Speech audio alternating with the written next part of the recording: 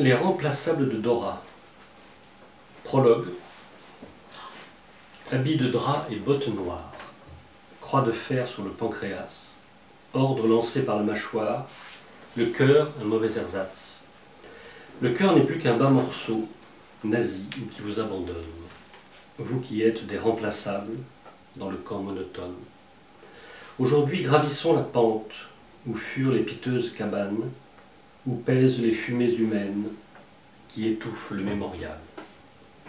Voulant creuser dans de l'histoire, où fermente de bas actes, attention, ne te laisse pas mettre à plat sous le crime hypnotique. Adieu donc, pauvre paysage, il ne reste que mon papier, ou raconter à ma manière, qui est de taper du pied. Travaux sous la montagne. J'ai commencé dans le tunnel en écoutant notre guide, le Buch der Lieder de Heine qui dépassait de ma poche, un dépliant pour marque-page avec des photos gris-bleu.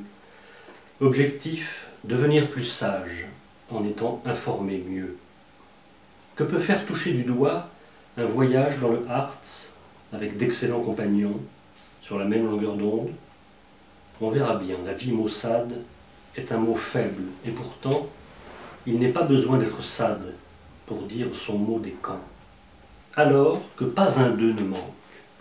Il y aura tous les miens, ceux de Heine si la banque lexicale n'est pas pour les chiens. Heine est doux, presque léger, je veux qu'il soit mon modèle. Le vers est court, pas sans danger, pour l'insecte qui l'épingle.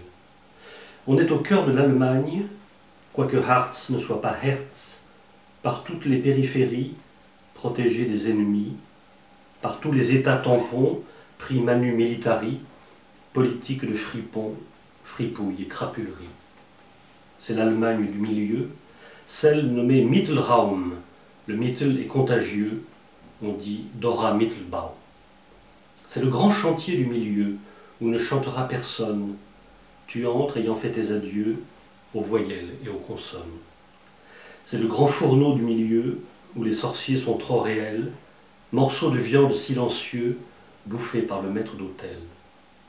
Tu entres là dans la montagne, mais tu le fais de plein pied. Tu ne descends pas dans le bagne, même si c'est un guêpier. Le Troisième Reich, son Führer et sa garde rapprochée, Werner von Braun comme Albert Speer, Erwin Busta, la terreur, Walter Dornberger, Hans Kammler, Otto Fürchner, etc. Je ne vais pas les nommer tous pour garder ce poème lisible. Mais du haut en bas de l'échelle, ils feront marcher Dora sous la montagne des tunnels, espérance de vie 3 mois. J'entends pour le travailleur, forcé, le déporté, l'esclave, celui qui est ersetzbar, qu'on traduit par remplaçable. Lorsque l'usine d'armement, là-haut sur la mer Baltique, à Peenemünde fut bombardée par la Royal Air Force en 1942, le grand Führer et les petits décident de cacher l'usine sous la montagne, garantie de camouflage et de secret. C'est dans la montagne de Goethe, 8 km de secret, la montagne de Heine, la montagne dans la peau de tout le romantisme allemand, montagne de l'Oulipo à cause de François le Lyonnais. Quand il fallut nommer l'endroit d'un nom non géographique, sigles et prénoms s'imposèrent, Dora, plutôt pacifique. Depuis 1936, on cachait les carburants militaires par ici, dans des tunnels inapparents.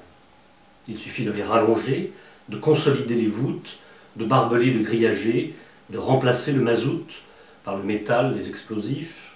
Il suffit de multiplier les tunnels consécutifs, approfondir le secret, voiturer tôle, tube, câble, presse, paillasse établie, matériel inimaginable pour qu'il n'ait pas de l'industrie. OV, OV, OV, se plaint Papageno criant malheur, V1, V2, V3 demain, les premiers missiles sol-sol, chargés de bombes d'1 tonne, munis d'un moteur fusée et volant à 5000 à l'heure, difficile à intercepter. Oh, la belle technologie, riz jaune à déporter de Flandre, travaillant loin de son logis, à le réduire en cendres. Le travail est organisé, usine déguisée en mine, d'où sortir n'est pas aisé, les 2 pieds même devant, C'est qu'on est dans la production, parfois dans le sabotage, au risque de la pendaison, disent tous les témoignages. Pourquoi soigner son personnel, puisqu'on peut le remplacer à la demande un juif par-ci, sans avenir, un Ukrainien par-là, qui ne reverra Kiev au grand jamais, un résistant, un Polonais, un être bref, ouvrier pour peu de temps. Durant les 6 premiers mois, on loge aussi dans les tunnels, la lumière électrique est la loi, ou le noir rationnel. Après quoi, des baraquements sont bâtis à l'extérieur, gardés par l'armée macabre et qui règne par la peur. Le nazi tournant enragé, qu'on veut noyer dans son rein, n'est plus que sentinelle grise, confondant homme et béton. Il semble bien que la nuit noie toute espèce de diurne, chose froide, même le bois, boucher les fenêtres du monde. Je ne souille pas la vipère pour parler de nazitude, pas non plus la puce et le poux, qui gardent une attitude digne de leur naturel, proliférant inconsciemment sur toutes ces peaux corporelles qui leur servent d'aliment. Tout est brouillard, vermoulu, froid, attendre le coup de matraque qui ne fait plus ni chaud ni froid, même si la tête craque. Puisqu'il y a ces épandages tout autour du crématorium, en profite le végétal au flanc du pandémonium. Jurons, dysenterie, orbite, creusés, les rires sont à vendre, quand les corbeaux pathétiques recrachent leur pâté de cendres. Il n'y a que des morts, ou alors des têtes d'enterrement, avec qui dans le corps à corps, le joli mai perd son temps. Un rhume constant bouché double, l'accompagne pneumonie. La maladie est immortelle, souvenir de Cacani. Un mal, et pas du tout d'amour, imbitable libido qui n'est pas à l'ordre du jour, du désir pour une épluchure. Sales heures d'un mal mariage, le chef fait travailler les gosses. Il est impossible, j'enrage, de demander le divorce.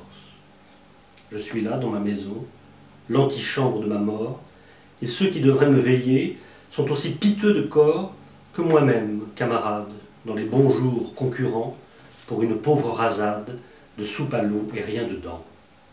Les sacs d'os en chien de fusil, couchés dans des quasi-tiroirs, la faim comme anesthésie, au ventre sans audition, vider le seau commun de brume, portion congrue d'excréments, mon royaume pour un agrume, si j'étais roi quelque part. Si tu vis, si tu es plus fort, à la force de ton esprit, que le sont ces pauvres morts, c'est grâce à la géométrie. Sur la poitrine, un triangle niche, flanqué d'un nombre remarquable, 77, 8, 52, triangle rouge et nombre noir. Le petit gros. Il n'est rien le petit gros. Mange ses dents, c'est son régime, mais gros, c'est encore trop. Il maigrit moins que les autres. Autour de lui, les efflanqués passent inaperçus, semblables, l'un derrière l'autre planqués, et d'être discret, durable. Il a bien le même triangle, mais l'adiposité dessous ne parvient pas à fondre. Chaque jour, un nazi le bat, révolté de sa santé, fausse aisance scandaleuse et métabolisme maudit, souffre-douleur mise en cause, un garde le bat et le bat, un capot le bat, un autre, le bat le passe à tabac, ce corps encore pneumatique. Alors il dit à un camarade, « Je vais en avoir assez, ce sera ma dernière tirade. » « Fais pas le con, dit le maigre. Le lendemain, il se précipite sur la ligne barbelée, rafale de mitraillettes, décharge électrifiée.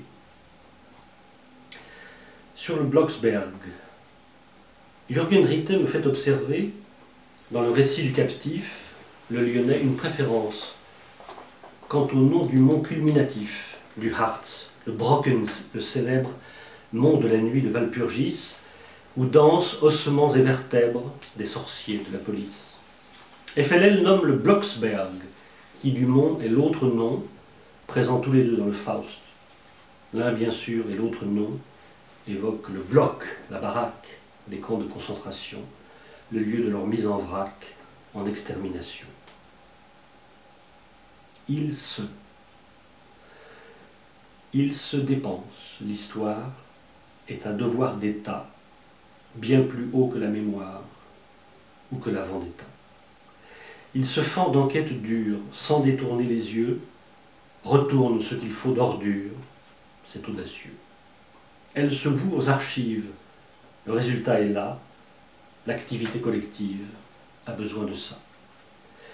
Il s'est reconquis le titre d'allemand qui fut trop lourd à porter sur le chapitre des bourreaux. Elle se remet en selle, la nation gueule de bois, cherche à se refaire belle, elle n'a pas le choix. Il se prononce pour Heine, qui ne se prononce pas N, anticipa la peine de l'Allemagne d'en bas. Elle se force à articuler stabilisateur directionnel, organe vital du V2, paraît-il sabotable, par l'un ou l'autre remplaçable, tant qu'il sait son numéro, par cœur, pas de téléphone. Il se voit tout sauf héros.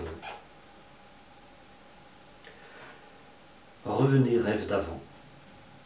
Ces foutues dalles de béton sur quoi se montaient les blocs réapparaissent quand on tond les herbes, les ventriloques, qui ont poussé avec le temps et parlent de science de cendre.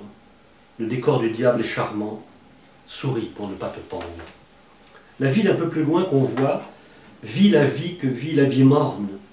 Les rêves envahissent et la loi des spectacles les plus énormes. Parlant de rééducation, les premiers réveils incrédules, suis-je à jamais condamné à n'être que funambule? Qui parlera à qui de quoi? Question. Qu'est-ce que tu en conclus? Je suis vivant, c'est déjà ça. Il faut que je raconte en plus. Presque vivant, songe-t-il. Revenez rêve d'avant, avec un amour érectile, plus fort que 10 chevaux, vapeur ou à robe fumante, sans blindage, sans chevalier, sans bombe qui fragmente, pas même rancunier. Les sources du poème sont celles-ci. Un récit de Georges Kolebka, qui est un récit de famille. En fait, c'est l'histoire du petit gros. Un voyage dans le Harz en 2006 avec Jean-Claude Alperne, Sylvie Roelli et Olivier Salon. Le camp de concentration de Mittelbau-Dora 1943-1945, brochure de l'exposition publiée à Nordhausen. Colonel Rémy autour de la plage Bonaparte 1969. François Le Lyonnais, la peinture à Dora, Confluence 1946. Revivre, numéro de journal, numéro 1, Zesen 1945.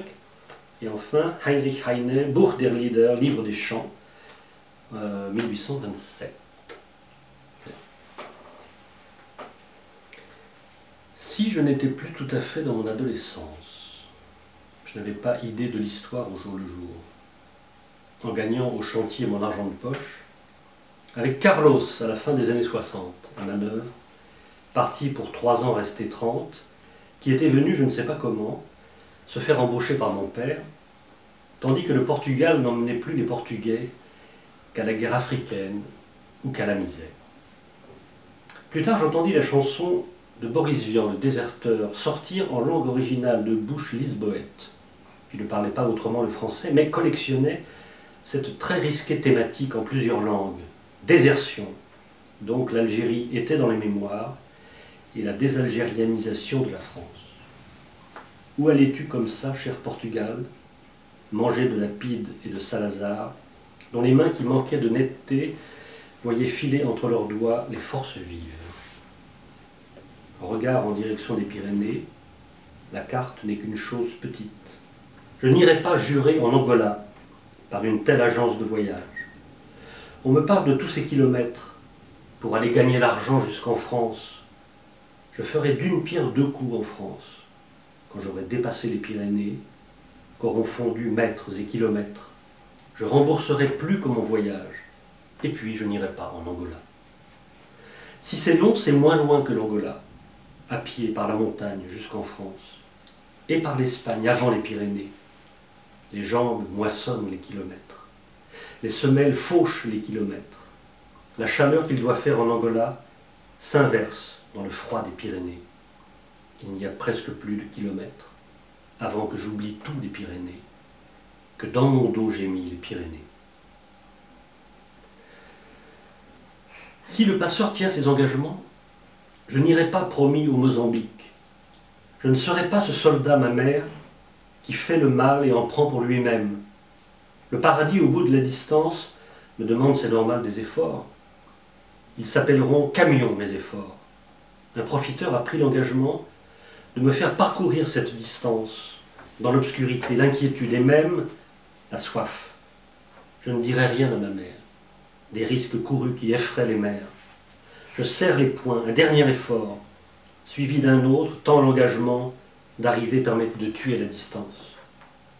Le camion roule et nous distance. En arrivant, j'écrirai à ma mère, comme j'en avais pris l'engagement, au moment de défier cette distance. Je suis au bout de mon engagement. Je dis oui au premier engagement. Légers de bagages et de papier, d'autres s'en sont allés par l'océan, sans vivre, sans eau douce. Les passeurs n'ont jamais dit qu'ils faisaient restaurant. Au prix de compter les moutons marins, je n'irai pas en Guinée-Bissau. Qu'aurais-je à faire en Guinée-Bissau? Moi qui ne sais pas lire et sans papier, autre que militaire. Les marins, guides, achèteront un restaurant, avec l'argent acquis comme passeurs. Si on ne fait pas leur fête aux passeurs, plutôt qu'à ceux de Guinée-Bissau, en les jetant à la mer. Les papiers, t'en auras là-bas, disent les marins. La France n'a pas besoin de marins, mais de maçons, paroles de passeurs, qui négocient parfois de faux papiers, fabriqués sous leurs lampes de marins, avec de faux cachets précieux papiers, autorisant bientôt d'autres papiers.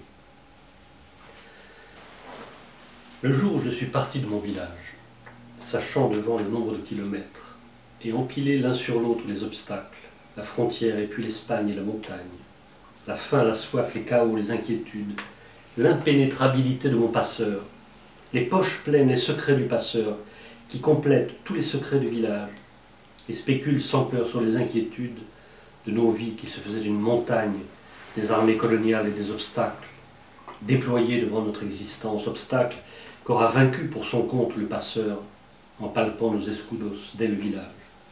Nous avançons, déplaçons nos inquiétudes. Bien françaises deviennent nos inquiétudes, dans l'excitation d'attendre des obstacles inimaginables dans notre village. Faudrait être collectionneur d'inquiétudes pour ne plus rien regretter de son village, poster sa demi-photo pour le village. Lorsque je fus en présence du passeur, je déchirai ma photo d'identité en deux parties très grossièrement égales, payais à demi le bonhomme au départ, en lui confiant une moitié de photo.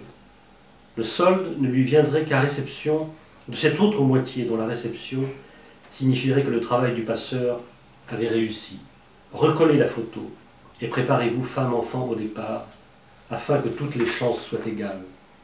Au pays, paraît-il, des chances égales. Moi, j'organiserai votre réception. Restez en bon terme avec le passeur.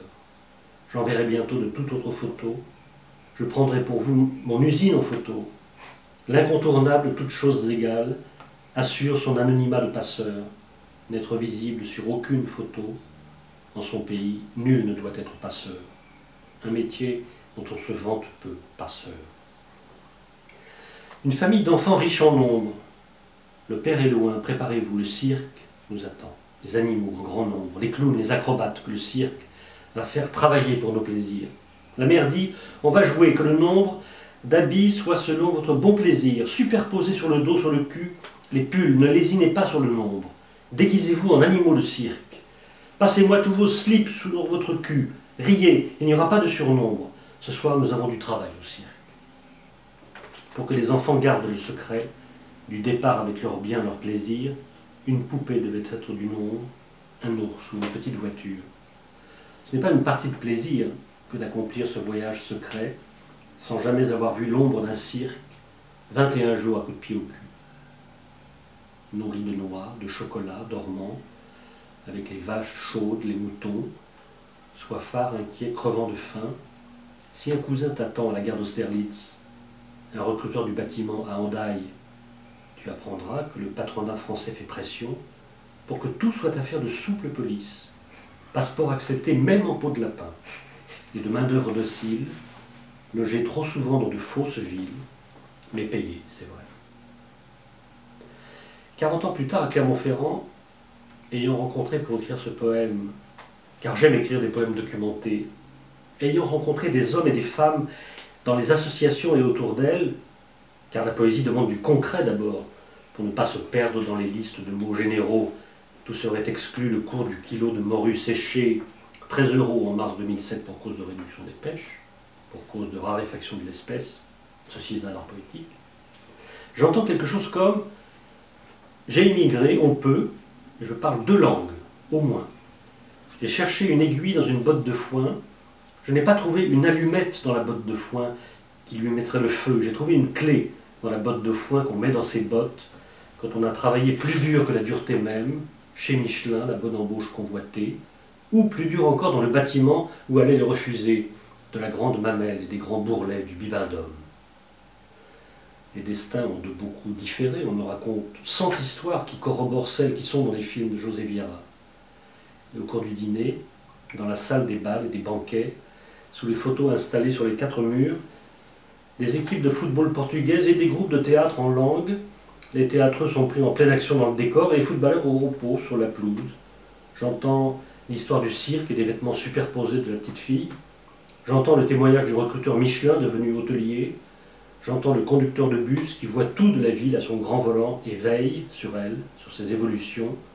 J'entends les femmes qui veulent surtout rester en France parce que les enfants sont français et les petits-enfants. Et je pense à Descartes qui disait « Cependant, me tenant comme je suis, un pied dans un pays et l'autre en un autre, je trouve ma condition très heureuse en ce qu'elle est libre. » Les sources du poème, ce sont des rencontres à Clermont-Ferrand, les films de José Vieira, Jean du Salto, 2005, parmi lesquels un très beau film, La photo déchirée, et l'invention formelle de Jacques Roubaud, La Joséphine. Schubert achève le voyage d'hiver et reprend des leçons avec un maître. Lorsque Wilhelm Müller publia en 2 fois son poème intitulé Winterreise, Schubert en eut connaissance et fit jouer ses 10 doigts sur le papier, tendit l'oreille jusqu'au profond du pianoforte, jeta tour à tour les mots dans le puits de l'instrument pour savoir où était le fond et comme il rebondissait sur les parois. La belle meunière du même Müller avait par lui été dite à lire en hiver, parce que le printemps finira par venir. J'entends que le Leiermann annonce le printemps de la forme. Le vent tourne, et la roue, et la terre, plutôt que la girouette, comme disait Edgar Faure. Le vent joue avec les cœurs, le piano à être la vielle. Avant de l'y trouver dessous, Schubert réclame sceptique une place à la surface de la terre, pour le petit gros ventru d'1,52 m qui fait danser les autres. Alors on crut que le joueur de vielle était malheureux de sa vie, mais on ne comprit pas Schubert, et que le joueur de vielle était entouré de sa forme, que sa forme était en orbite à son entour, sa rigueur, son métronome chantant, son soleil divers satellites qui l'avait déjà réchauffé, souvent par le passé, puisqu'il était un vieil homme, la seule chose dont serait jamais incapable Schubert. Sans vouloir jouer les paradoxaux, ce n'est pas la mort qui appelle à la suivre, mais la forme. Mut, dit-on plutôt, courage. Et rendez-vous au sacre du printemps, aux nuits d'été, aux sonates d'automne. Peu de temps avant sa mort de syphilitique, Schubert commence des leçons avec Simon Sechter, l'organiste pointu sur le contrepoint et sur la fugue. Il reprend l'école après 1000 numéros d'œuvres derrière lui, parce qu'il voulait en savoir plus, non parce qu'il était ignorant. Et les sources du poème sont Brigitte Massin, Franz Schubert, 1977, Marcel Schneider, Schubert, 1957, et puis Winterreise de Schubert.